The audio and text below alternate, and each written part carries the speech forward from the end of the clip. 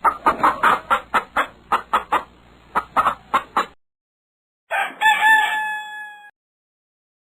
we're going to start at the compost, and then from there we're going to split up and start harvesting. Stacey Antine is a registered dietitian who started the educational company HealthBarn USA to teach kids about farming, healthy eating, and cooking. We're here celebrating healthy foods through the garden and cooking. So really what I'm doing is I'm just facilitating a lifestyle that for many kids, it's actually radically different than what they're used to. In a state where people are on the go and many foods are processed and packaged, Antine is trying to bring back the basics of farm-to-table eating. The whole environment is set up for children not to eat that way.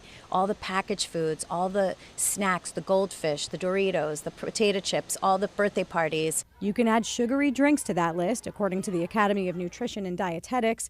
It recently put out new guidelines for parents to understand exactly what a child should be drinking at each stage of life. No surprise, you won't find sugar in any of the beverages. It's the first time a list like this has been created, and it's part of an effort to help parents set their kids up for long-term health. We're seeing cardiovascular disease earlier. We're seeing type 2 diabetes. And so you really want to set up that foundation for healthy eating and exercise so that that doesn't become their fate. As a nutritionist, we're finding that children that carry weight at a young age usually keep the weight on. She blames the general lifestyle in America today.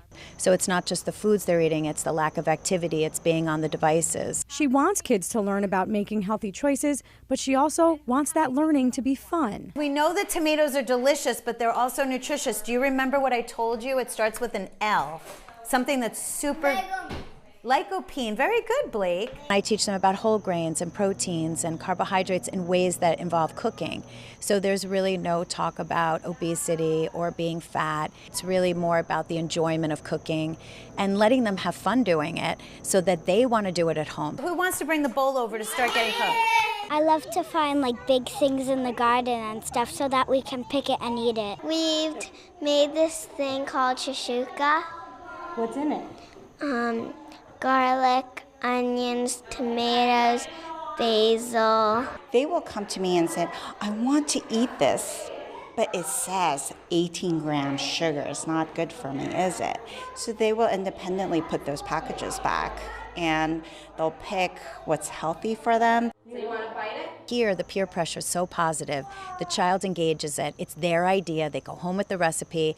Then it gives the parent that ability to go food shopping with the recipe. And then everybody's living that lifestyle. So it takes the pressure off the parent, and we are really being more supportive in that resource for the parent. Conventional wisdom says it's easier to form a good habit than to break a bad one. Well, when it comes to reversing the rising obesity rates, the consensus seems to be get them while they're young. In Ridgewood, Joanna Gagis, NJTV News.